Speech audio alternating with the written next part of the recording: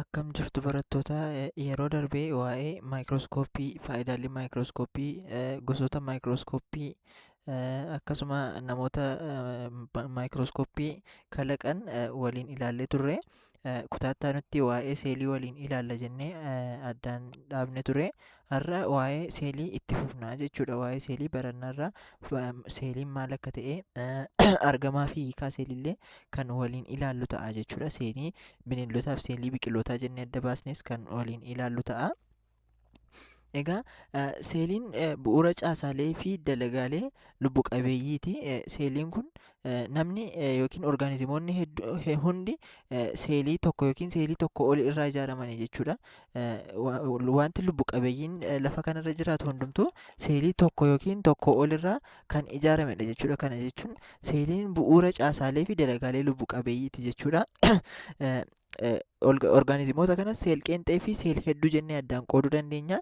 Orgaanizimoonni seel qeenxee jedhaman orgaanizimoota seelii tokko qofa qaban yommuu ta'an, orgaanizimoonni seelii hedduu qaban immoo yookiin seelii tokko ol qaban immoo orgaanizimoota seel hedduu jedhamanii qoodamuu danda'u jechuudha. Egaa seelonni kun hammi isaanii ijaan argamuu kan hin dandeenyee fi baay'ee xixiqqoo waan ta'aniif maayikirooskooppii malee ijaan arguu hin dandeenyu jechuudha. Ija qullaadhaan arguu hin dandeenyu, hin mul'atanii jechuudha, baay'ee xixiqqoo waan ta'eef. Kanaafiyyuu gargaarsi maayikirooskooppii nu barbaachisaa jechuudha. Maayikirooskooppiin kun seelota xixinnoo kana gurguddisee waan nutti agarsiisuuf nu barbaachisaa jechuudha. Kanaafiyyuu argannoo seelii fi maayikirooskooppiin baay'ee barbaachisaa kan ta'e jechuudha. Shoora guddaa kan taphatedha jechuudha argama seelii kanarratti, argannoo seelii kanarratti.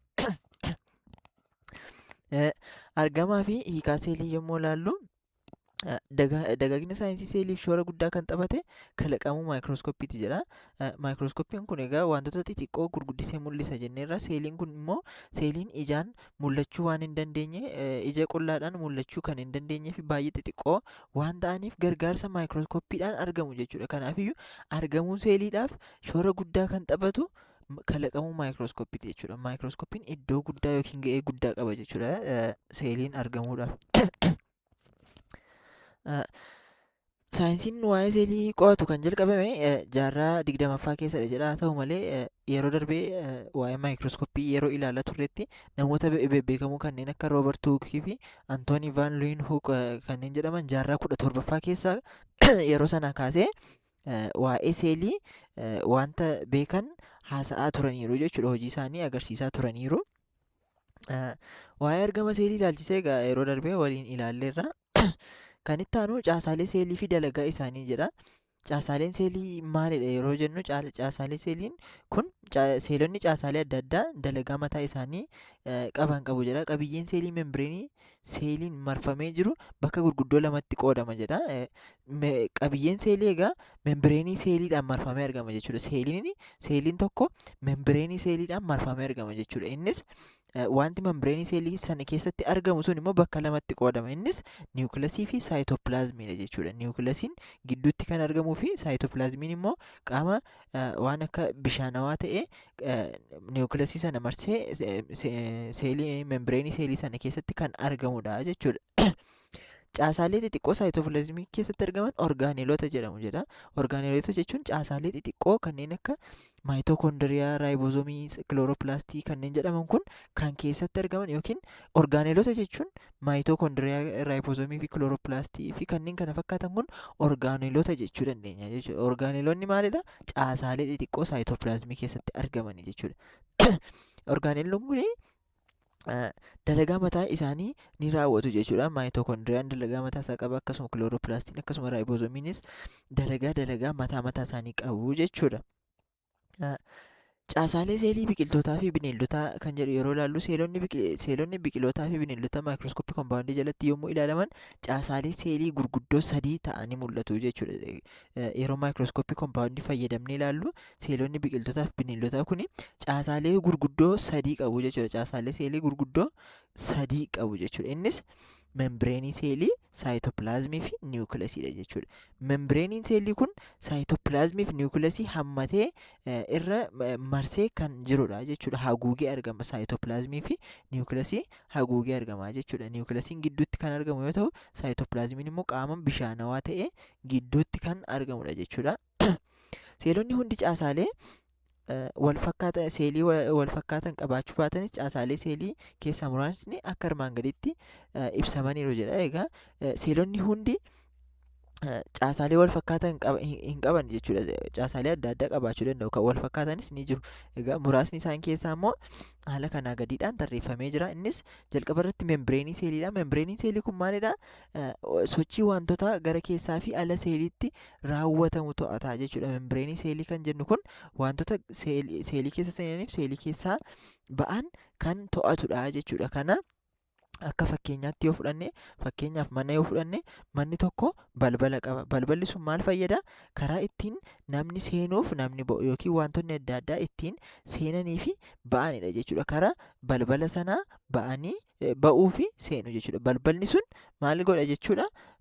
Akka wantoonni mana sana keessa ba'anii fi seenan to'ata jechuudha. Kunis akka membireenii seeliitti yeroo fudhannu, membireenii seelii wantoota seeliitti seenaniif seelii keessaa ba'an to'ata. Akkuma barriin wantoota mana keessaa ba'anii fi seenan to'atu jechuudha. Kan itti aanu saayitopilaazmiidha. Saayitopilaazmiin immoo caasaalee seelii dhangala'oo ta'ee orgaaneelota hedduu of keessaa kan qabudha.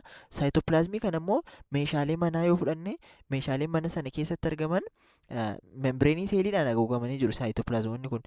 Isaanis saayitopilaazmii kana akka meeshaalee manaatti yeroo fudhanne, meeshaalee mana keessa jiran kan mana keessa jiran kanneen akka siree ta'uu danda'a, soofaa ta'uu danda'a, qodaa nyaatni itti hojjetamu ta'uu danda'a. Wantoota adda addaatu mana keessa jira jechuudha. Isaanis akka saayitopilaazmii keessa naqamanii taa'anitti ilaaluu dandeenya jechuudha, akka orgaaneelotaatti. Egaa saayitopilaazmiin kun caasaalee dhangala'oo ta'ee orgaaneelota hedduu kan of keessaa qabudha. Orgaaneelota kan jennu kun kanneen akka maayitookondiriyaa, reetikulamii, indopilaazmik reetikulamii akkasuma raayiboozomii warreen jennu kanadha jechuudha. Kan itti aanu niwukileesiidha. Niwukileesiin caasaa seelii dalagaa waliigalaa seelii to'atudha jechuudha. Niwukileesii kan jennu kun caasaa seelii dalagaa waliigalaa seelii sana keessatti raawwatamu kan to'atu niwukileesiidha jechuudha. Niwukileesii kana akka utubaa manaatti ilaaluu dandeenya. Utubaan manaa mana sana qabatee kan taa'u yommuu ta'u, niwukileesiin kunis dalagaa waliigalaa seelii sana kan to'atudha jechuudha. Kan itti aanu kilooropilaastiidha. Kilooroppilaastiin orgaaneelii seelii biqiltoota keessatti argamu ta'ee kan bakka itti footosinteesisiin geggeeffamudha jechuudha. Kilooroppilaastiin kun bakka itti footosinteesisiin geggeeffamudha. Biqiltoota keessattis argama. Halluun isaa halluu magariisa kiloorofiilii jedhamu qaba jechuudha. Halluu magariisa kiloorofiilii jedhamu qaba. Bakki argama isaas bakka itti footosinteesisiin itti geggeeffamudha jechuudha. Kan itti aanu vaakiyuuliidha. Vaakiyuuliin caasaa seelii ayoonota bishaanii fi wantoota xuraawaa ta'an kuusudha. Vaakiyuulii kana akka bakka kuusaatti ilaaluu dandeenya jechuudha. Bakka kuusaa kan ayoononni bishaanii fi wantootni xuraawaan keessatti kuufamanidha jechuudha vaakiyuuliin kuni. Cicha seelii kan jennu immoo, cichi seelii caasaa lubbuu hin qabnee fi ala membireenii seeliitti aanee kan argamudha jechuudha. Cichi seelii kun membireenii seelii isa jedhamu sanatti aanee gara alaatti aanee kan argamudha jechuudha. Caasaan kun lubbuu kan hin qabnedha jechuudha. Cichi seelii kun lubbuu kan hin qabnedha. Faayidaan isaas maalidha yookiin dalagaan isaa?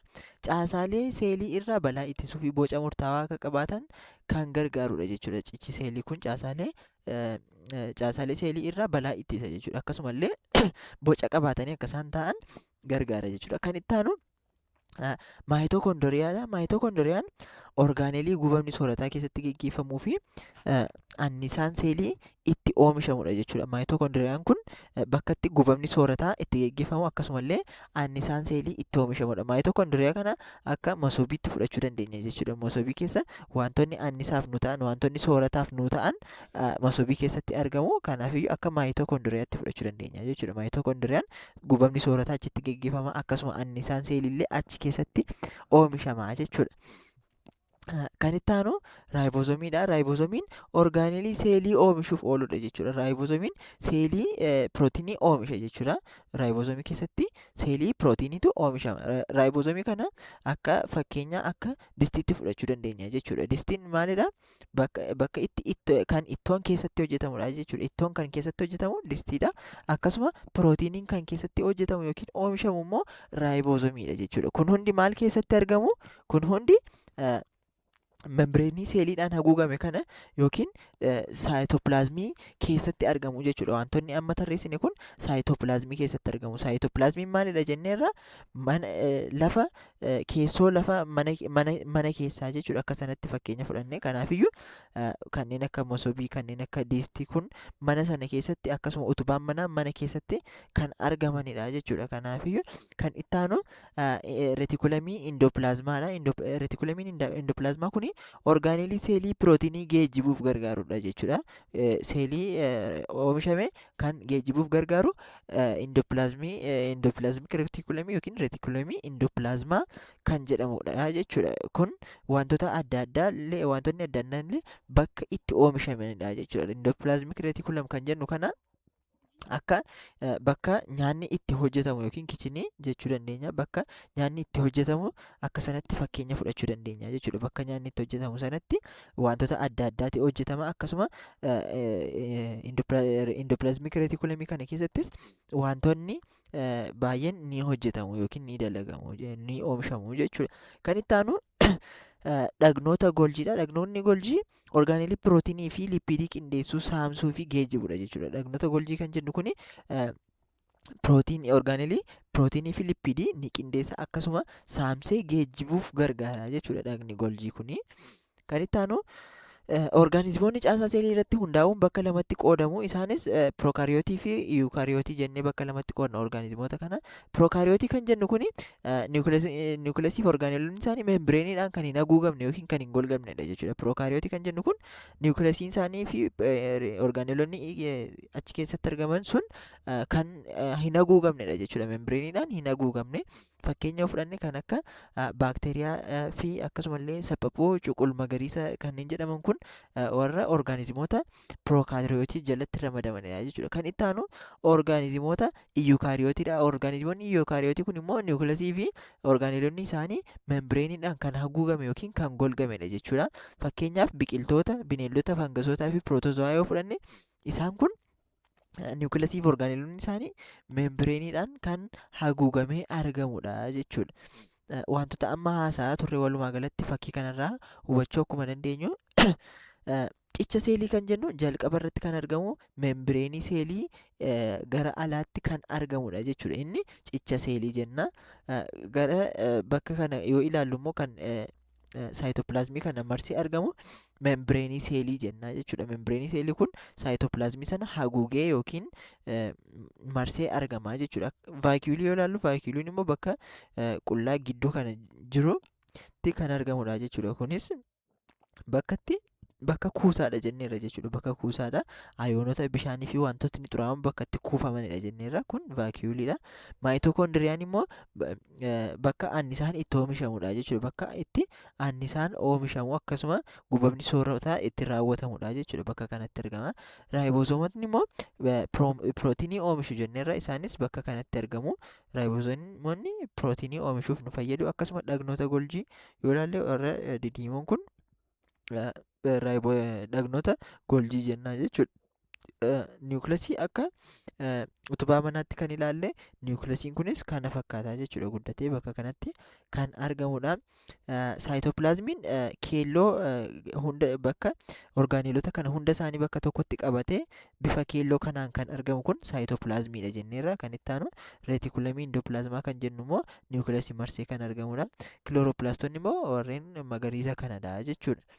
Kanatti ilaaluu dandeenya. Kun kan biqilootaadha. Caasaa seelii biqilootaadha. Kan itti aanee argamu immoo caasaa seelii kan bineeldaadha jechuudha. Lamaan isaanii wal fakkaatu, wantoota wal fakkaatan baay'ee qabu. Niwukileesii qabu, maayitokoondiriyaa, reetikulamiin, indoopilaazmaa, raayiboozoomota, membireenii seelii, dhagnoota goljii fi vaakiyuulii illee ni qabaatu jechuudha. Kun caasaa seelii kan bineeldaadha jechuudha. Egaa kan har'aa kanuma irratti dhaabna. Kutaa itti aanutti immoo garaagarummaa seelii bineeldotaa fi biqiltootaa akkamittiin seelii bineeldotaa fi biqiltootaa adda baasuu akka dandeenyu bal'inaan kan waliin ilaallu ta'a jechuudha. Akkasumallee hammaa fi boca seelii kan jedhu kanallee waliin ilaalla jechuudha. Kana bal'inaan kutaa itti aanutti kan waliin ilaallu ta'a.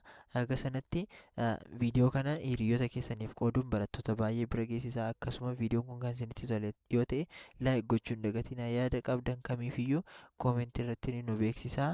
Galatoomaa.